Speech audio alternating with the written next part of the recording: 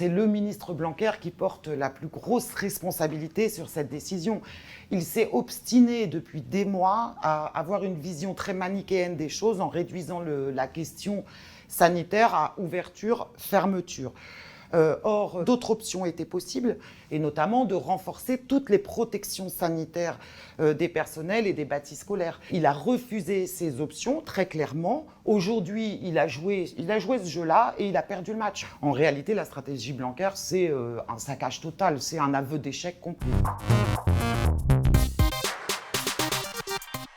Déjà, il y a l'urgence. Là, à partir de la semaine prochaine, par exemple, on avait des élèves qui étaient en stage. Le calendrier des congés scolaires a été modifié. Clairement, il faut que les jeunes bénéficient des congés, d'ailleurs comme les personnels. L'épuisement professionnel est réel dans les lycées professionnels. Donc clairement, il faut se reposer là sur ces vacances, élèves comme personnels. Il faut clarifier très vite aussi les modalités d'examen. On a des élèves, des familles qui nous demandent depuis des mois comment va se passer le bac. On n'a toujours aucune réponse concrète.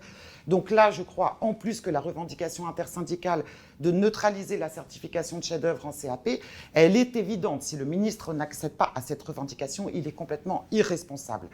Ensuite, il faut préparer le retour en classe dès début mai.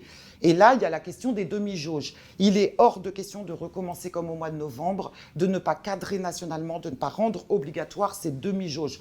Et puis, le président Macron a parlé de stratégie vaccinale. Donc maintenant, le ministre, il doit mettre en œuvre cette décision et nous donner un calendrier précis de la vaccination des enseignants et surtout, quelles modalités d'accès au vaccin. Maintenant, il faut arrêter un peu l'amateurisme.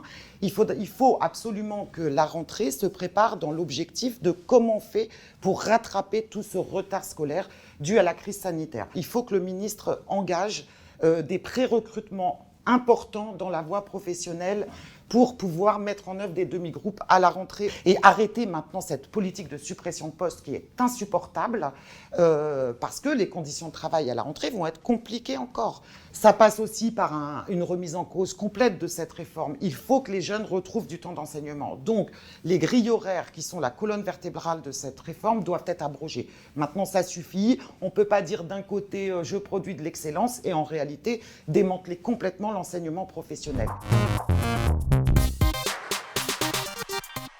Ce qui a caractérisé l'action de ce ministre, c'est l'incapacité complète à anticiper quoi que ce soit. Et ça, c'est plus tolérable. Donc il faut vraiment que dans l'année à venir, on réussisse à l'obliger à anticiper tous les scénarios pour justement pouvoir envisager plus sereinement cette rentrée scolaire.